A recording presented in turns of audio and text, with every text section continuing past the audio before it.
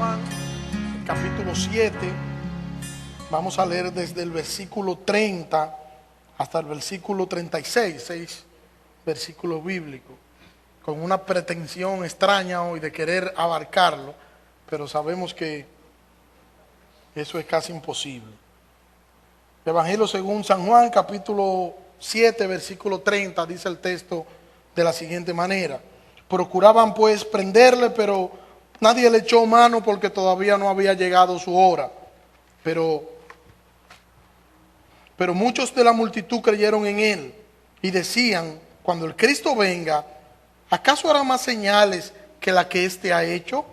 Los fariseos oyeron a la multitud murmurar esas cosas acerca de él, y los principales sacerdotes y los fariseos enviaron alguaciles para que le prendieran. Entonces Jesús dijo: por un poco más de tiempo estoy con vosotros, después voy al que me envió. Me buscaréis y no me hallaréis, y donde yo esté vosotros no podéis ir. Decían entonces los judíos entre sí: ¿a dónde piensa ir este que no le hallaremos? ¿Será acaso que irá a la dispersación entre los griegos y enseñar allí a los griegos? ¿Qué quiere decir esto que ha dicho: me buscaréis y no me hallaréis, y donde yo esté vosotros no podéis ir? Señor, gracias. Gracias te damos, Señor, en esta mañana por tu palabra. Te pido que hable a nuestros corazones en esta mañana, que el poder transformador de tu palabra nos cautive y que, Señor, nos cambie y que nos haga actuar, Señor, en torno, Señor, a la gloria de Cristo. Ayúdanos a contemplarte en tu palabra, ayúdanos a verte, ayúdanos, Señor, a vernos reflejados en ella, Señor, y ayúdanos, Señor, a poder aplicar tu palabra a nuestras vidas y que nuestro accionar, Señor, esté impregnado de tu palabra. En el nombre de Jesús. Amén. Ya Jesús había dicho una afirmación que la consideramos una afirmación interesante, a su vez una afirmación sublime de su persona y de su origen en los textos que anteceden lo que acabamos de leer, llevándonos Jesús al punto de que nosotros pudiéramos contemplar y palpar lo que es su deidad. Jesús puso en ridículo la pretensión de algunos de Jerusalén, de ellos creerse que lo conocían, y ellos manifestaron que ellos conocían quién era Jesús, y Jesús refuta lo que ellos están diciendo para Jesús decirle que Él no es de aquí, para Jesús igualarse al Padre y para que Jesús darle a entender a ellos su posición de Dios, que es lo que Juan desde el principio quiere mostrarle a todos sus lectores, que Jesucristo es Dios de manera recurrente. Nosotros lo vemos en este Evangelio de Juan.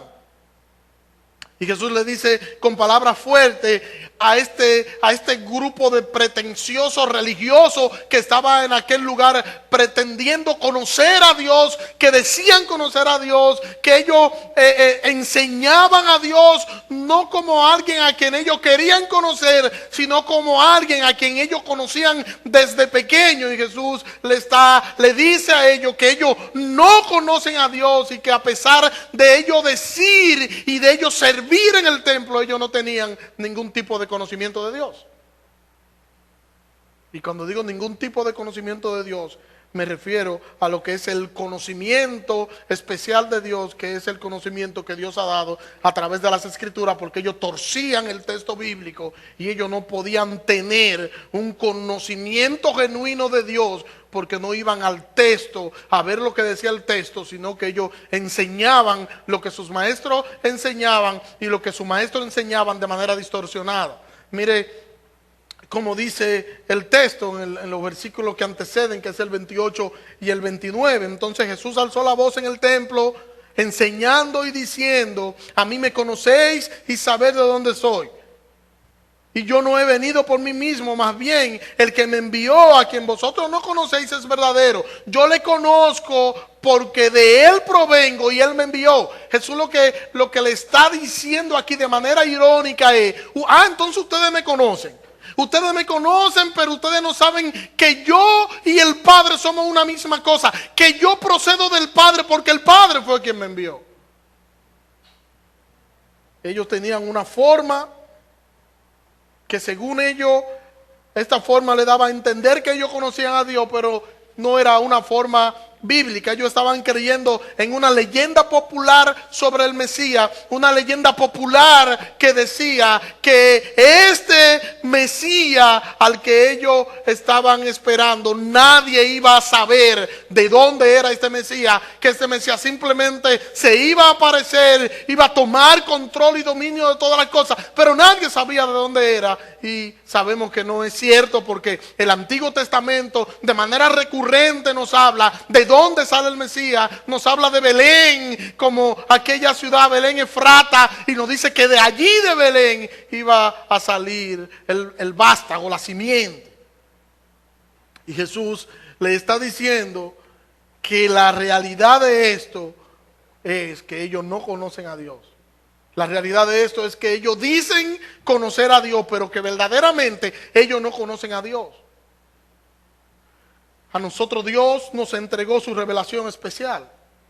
¿Y cuál es la revelación especial de Dios? Es esta. La revelación general es toda la creación, y por medio de la creación nosotros podemos contemplar y podemos ver que hay un ser superior detrás de cada una de las cosas, y a esa conclusión tienen que llegar incluso los más escépticos cuando contemplan, analizan lo que es la creación. Tienen que terminar diciendo: algo hay detrás, un ser superior debe haber detrás de todo lo creado para que pueda funcionar hasta hoy de manera perfecta como ha funcionado todas las cosas. Esa es la revelación general, pero la revelación especial es esta revelación donde Dios nos muestra su carácter y su persona, donde nosotros podemos ver el plan eterno de Dios para la salvación del pecador, de aquel que Él ya había escogido desde antes de la fundación del mundo,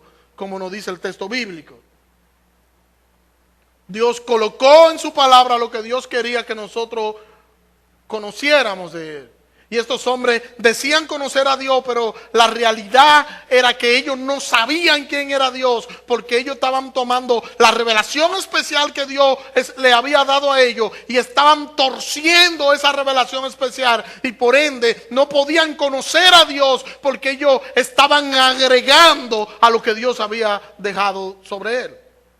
Y esto debe llamar nuestra atención, y esto llama mi atención, porque es posible que yo asista a la iglesia, es posible que yo tenga una posición relevante en la iglesia, pero es posible que a pesar de eso yo no conozca al Señor. Es posible que a pesar de que yo esté predicando, de que yo esté enseñando, de que yo esté sirviendo como instrumento para otro, pero es posible que yo corra el riesgo y el peligro de yo no conocer realmente al Dios al que yo sirvo, al Dios que nosotros adoramos. Es posible que tú asistas a un grupo, que tú ores con ellos, que prediques, que enseñes el evangelio, y aún así no conocer a Dios. Y eso debe llamarnos a reflexión a nosotros. ¿En qué yo he creído? ¿En qué? ¿Creo yo en Jesús? Si yo creo en Jesús, ¿cómo yo sé que yo creo verdaderamente en Jesús? El que me ama, guarda mis mandamientos. Si tú guardas los mandamientos del Señor, entonces tú lo amas. ¿Cómo tú te das cuenta si tú eres cristiano? Si tú vives conforme a la palabra de Dios y si tú aplicas la palabra de Dios a tu vida, porque el que ama a Jesús, ese y solo ese guarda sus mandamientos. Nadie puede guardar los mandamientos si no ama a Jesús. Y nadie puede guardar los mandamientos si no lo conoce. Entonces, ¿cómo yo sé, pastor, si yo soy cristiano? Si tú obedeces la palabra del Señor, tú eres cristiano, porque solo los cristianos obedecen la palabra del Señor. Es posible que tú estés aquí, ahora y que tú no conozcas al Señor. ¿Quiénes conocen al Señor entonces? Aquellos que creen en Él y guardan sus mandamientos. aquellos que creen en Él y guardan su palabra. Y Juan nos lo dice en 3:16. Porque de tal manera amó Dios al mundo, ¿qué hizo? Que ha dado a su Hijo unigénito, ¿para qué? Para que todo aquel que en Él cree, ¿qué pasa? No se pierde, sino ¿qué pasa? Que tenga vida eterna. El que cree, obedece. La gallina no cree. Agarra una gallina, yo lo probé eso una vez, y la apreté, y la gallina dice, ¡creo! Es verdad que lo dice. La gallina no cree.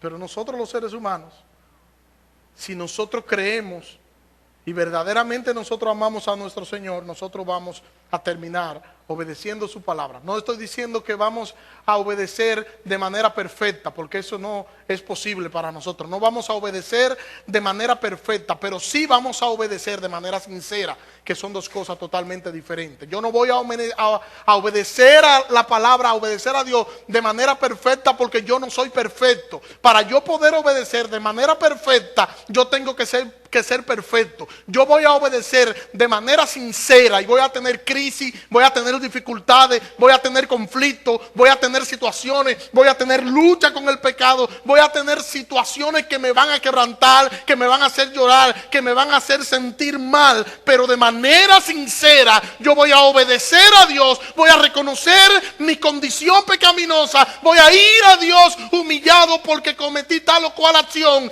y el Señor en su gracia y en su misericordia me hará sentir su paz.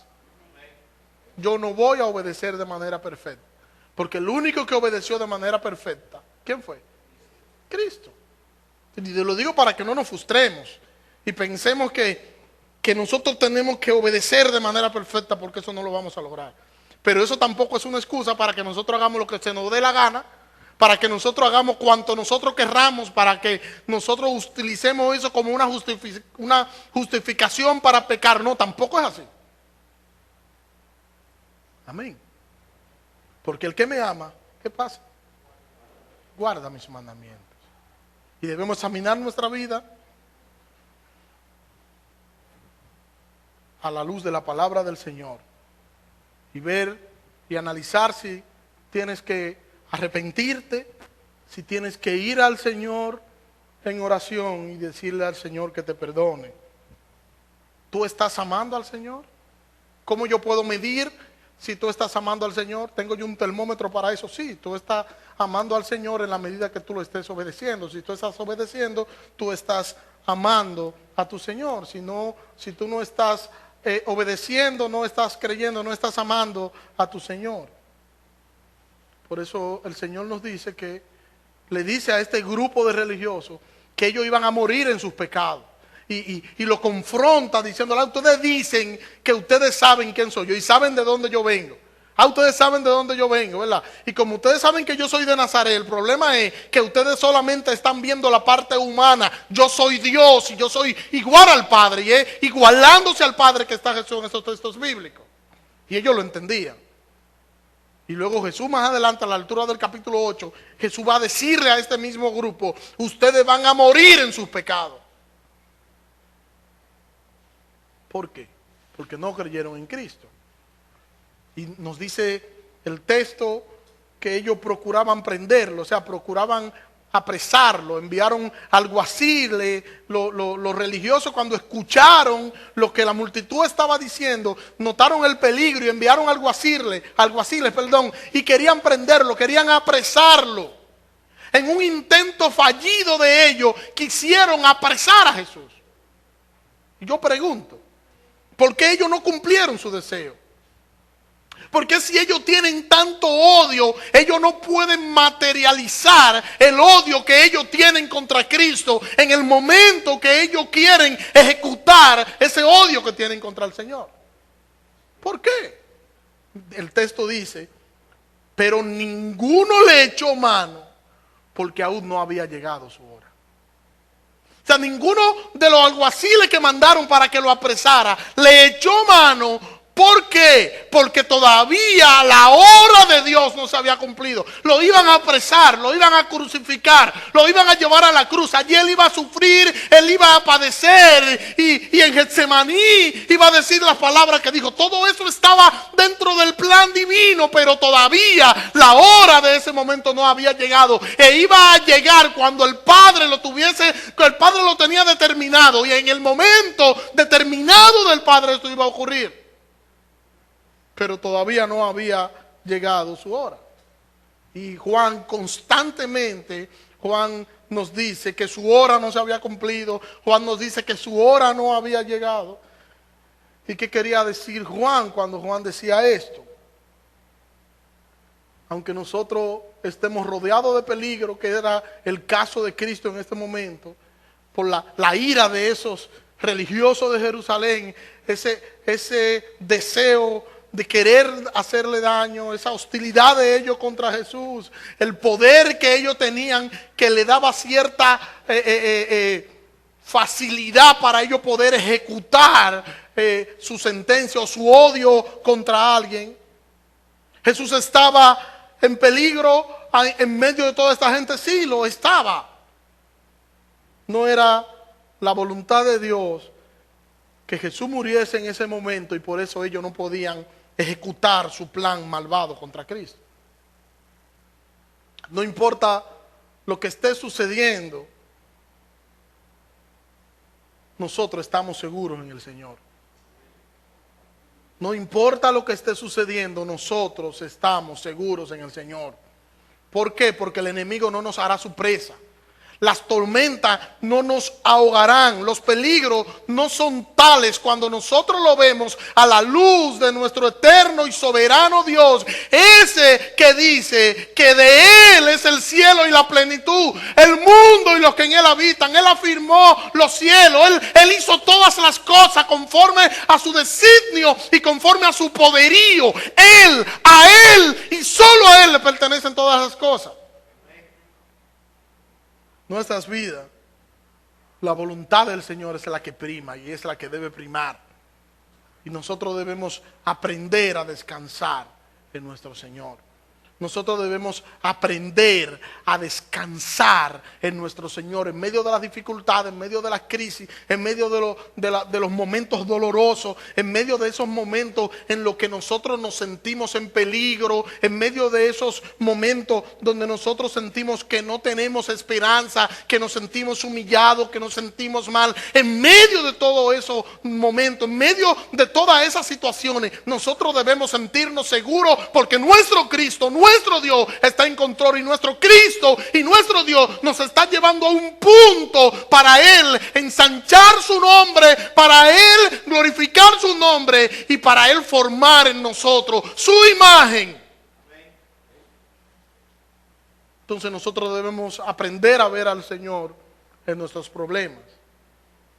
No importa el deseo que tuviesen estos líderes religiosos, no importa lo que ellos sentían, no importa lo que ellos querían hacer. Al final la voluntad de Dios se iba a cumplir. No importa lo que tú puedas ver, no importa lo que pueda decir un médico, no importa lo que pueda decir un enemigo, no importa. Al final la voluntad de Dios se va a cumplir en tu vida.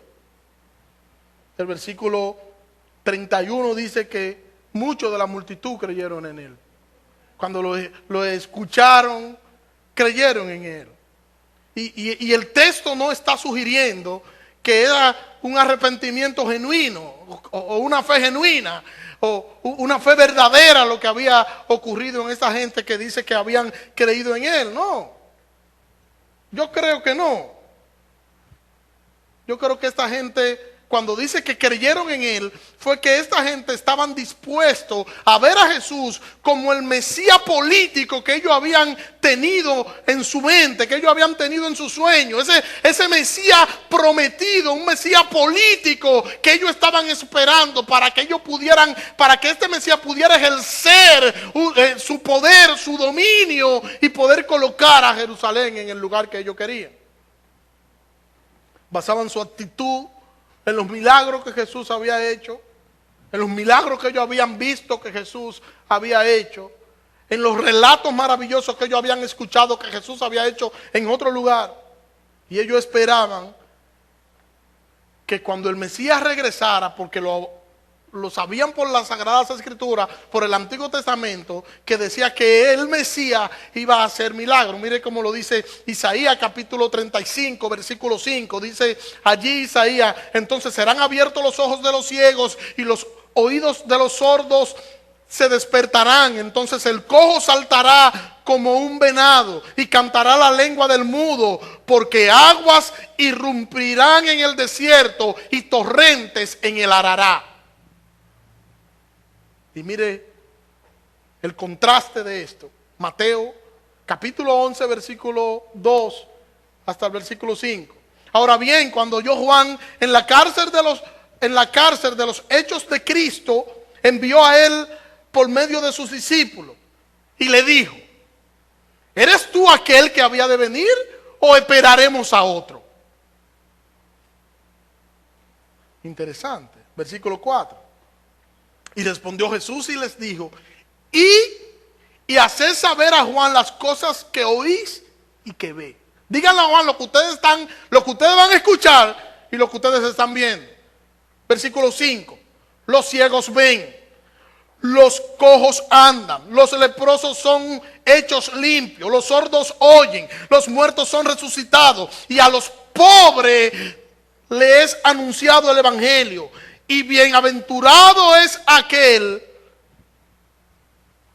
que no toma ofensa contra mí. ¿Qué pasa cuando Juan escucha esto? ¿Reconoce Juan que él es el Mesías? Sí, porque Jesús está haciendo un paralelismo con lo que dice Isaías y le está hablando exactamente de lo que está diciendo Isaías, que fue lo que ya leímos, y Jesús se lo está presentando aquí como el cumplimiento de Isaías. Cristo es el cumplimiento, no solo de Isaías, Cristo es el cumplimiento de todas las promesas de redención del Antiguo Testamento. Es Él y solo Él a quien apuntaba el Antiguo Testamento, de quien hablaba el Antiguo Testamento y a quien el Padre prometió para salvar al mundo de sus pecados. Es Cristo y solo Cristo. Ellos esperaban en el Mesías, ellos esperaban que el Mesías regresara, pero ellos esperaban un Mesías que regresara y que este Mesías restaurara el reino de Israel. Y cuando hablaba del reino de Israel, es algo literal, de que tomara el reino de Israel, lo restaurara y que entonces sea la nación de Israel quien gobernara el mundo. Mire cómo dice Hechos capítulo 1 versículo 6. Por tanto, los que estaban reunidos le preguntaron diciendo: Señor, ¿restaurará el reino de Israel en este tiempo? Porque era lo que ellos esperaban y era lo que ellos pensaban en torno al Mesías. A la luz de lo que Jesús había venido haciendo, estas personas están dispuestos a verlo como esta clase de Mesías político, pero no estaban dispuestos a verlo como el Hijo de Dios, como Dios hecho hombre. No estaban dispuestos a verlo como el Salvador del mundo. Aunque siendo honesto,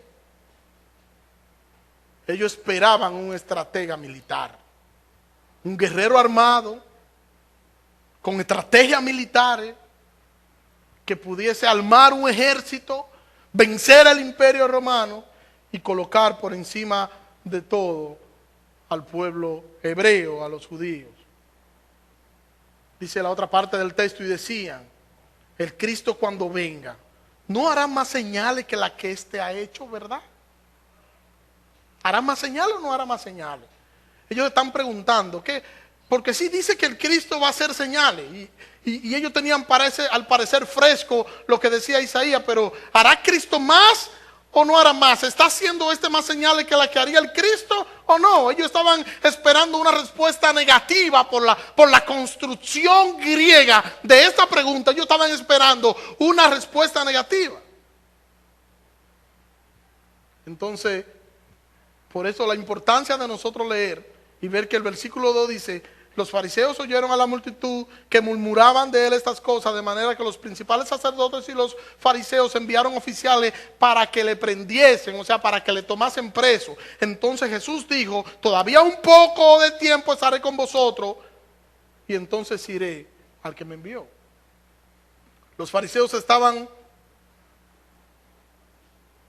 cuidando su posición. Y cuidando su posición, ellos estaban viendo que las cosas se habían puesto difíciles y que se le estaba saliendo de la mano el control de este impostor para ellos.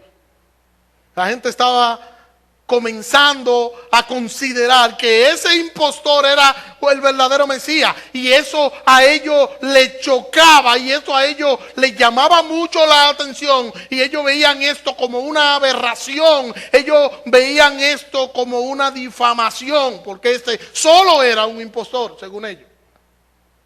Y eso era algo intolerante para estos judíos, para estos estudiosos, para estos fariseos, para estos religiosos. Ellos no podían aceptar esto que la multitud estaba diciendo.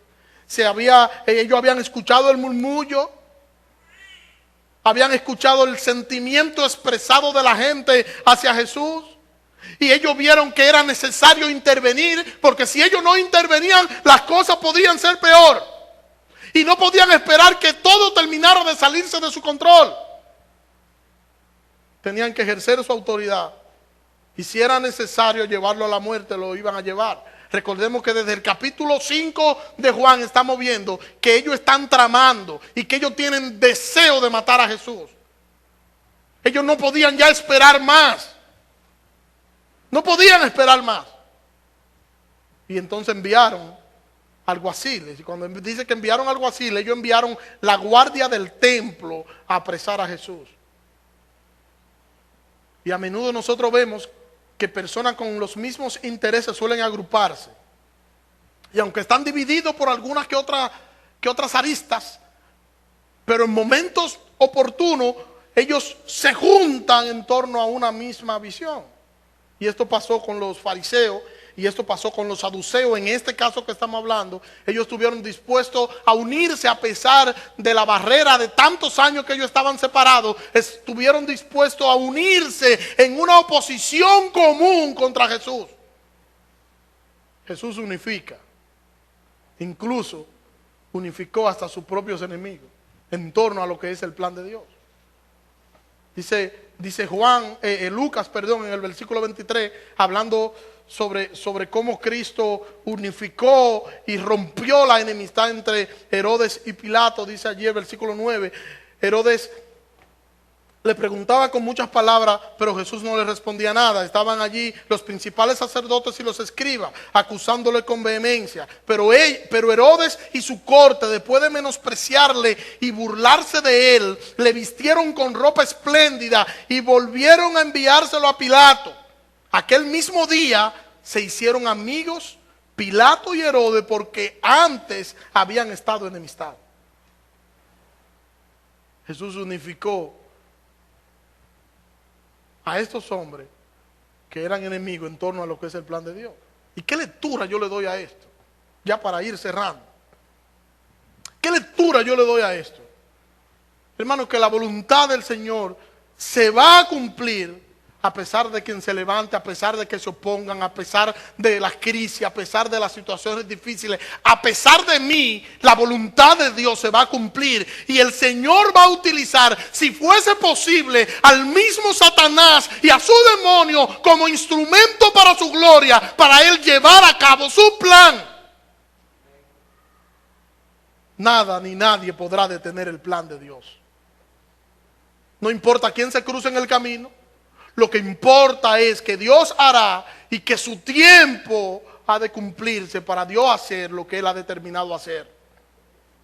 Cuando llegue el tiempo de Dios, las cosas van a ocurrir cuando llegue ese tiempo de Dios, y Él hará conforme a su voluntad en tu vida, a pesar de ti, a pesar de Satanás, a pesar de las crisis, a pesar de tus luchas, a pesar de tus tantas pruebas, a pesar de todas las cosas que puedan pasar en torno a ti, en torno a tu vida. A pesar de todo eso, en el tiempo oportuno que Dios ha determinado obrar y hacer en tu vida, así va a ocurrir, y va a ocurrir en su tiempo, en su momento, porque nada ni nadie podrá detener la voluntad de Dios, que es santa, agradable y perfecta.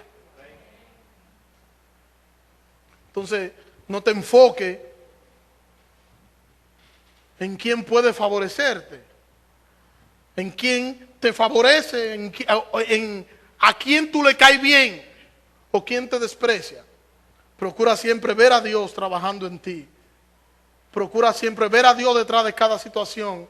Procura siempre ver a Dios detrás de cada crisis. Procura siempre ver a Dios detrás de cada bendición. Y que tú no pierdas de objetivo ver con el lente bíblico la voluntad de Dios detrás de cada cosa. Y que tú puedas ver incluso en medio de los momentos de mucho dolor, que tú puedas ver a Dios obrando, aunque tú no entiendas lo que Dios esté haciendo. Y aunque lo que Dios esté haciendo te esté doliendo, que tú puedas ver que Dios está trabajando y que al final tú vas a bailar y vas a saltar de alegría porque Dios tiene pensamiento de bien para formar en ti la imagen de su Hijo. Romanos capítulo 8, versículo 28. Y sabemos que Dios hace que todas las cosas ayuden para el bien de los que le aman. Esto es a los que conforme a su propósito son llamados. Y este bien es la voluntad perfecta de Dios. Este que sabemos que Dios torna todas las cosas para el bien, no significa que son las cosas que a mí me agradan. Significa que son las cosas que a mí me convienen y las cosas que Dios determinó que van a suceder en mi vida conforme a su voluntad para Dios llevarme a la estatura de un varón perfecto. La voluntad del Señor para tu vida es lo mejor que a ti puede pasar.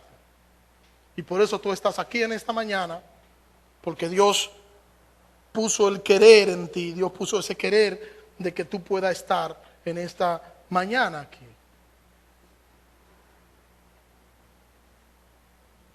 Y por eso estamos nosotros aquí. Porque el Señor quiso y determinó que nosotros debemos estar aquí. Teníamos que estar aquí, que tú tenías que escucharnos en esta mañana. Y si tú quizás te has preguntado por qué tantas cosas han sucedido en torno a tu vida, déjame decirte que tienes que acercarte a Jesús. Tienes que entregar tu vida a Jesús. Si hay alguien aquí en esta mañana que aún no ha aceptado a Cristo, que aún no le ha entregado su vida a Cristo, déjame decirte que la Biblia nos enseña, y vuelvo a repetir el texto de Juan: Dios amó de tal manera al mundo que Dios entregó a su único Hijo, y entregó a su único Hijo, para que todo el que crea en el único Hijo de Dios, éste sea salvo. Y el que no cree en el único Hijo de Dios, entonces automáticamente es condenado. Pastor, ¿qué yo debo hacer para ser salvo, pastor? Entregarle tu vida a Cristo. ¿Y qué yo debo hacer entonces, pastor, para ser condenado? Nada, sigue tu vida como tú estás. Hoy es el momento de salvación para tu vida. Oremos. Señor, gracias. Gracias, Señor, en esta mañana por tu palabra, Dios. Te pido que nos ayude, Señor, a meditar en ella. Te pido que nos ayude a contemplar, Señor, tu palabra y a nosotros poder aplicarla a nuestras vidas, Señor. Perdónanos, Señor, si no ha sido así hasta ahora, Señor. Ayúdanos, Señor, a ver a Cristo a través de tu palabra. Te presento, Señor, cada uno de los hermanos que están aquí en esta mañana. Señor, si hay alguno aquí entre nosotros que no te conoce, te pido que tu Espíritu Santo le esté convenciendo de pecado, Señor. Y que en esta mañana pueda entregarte a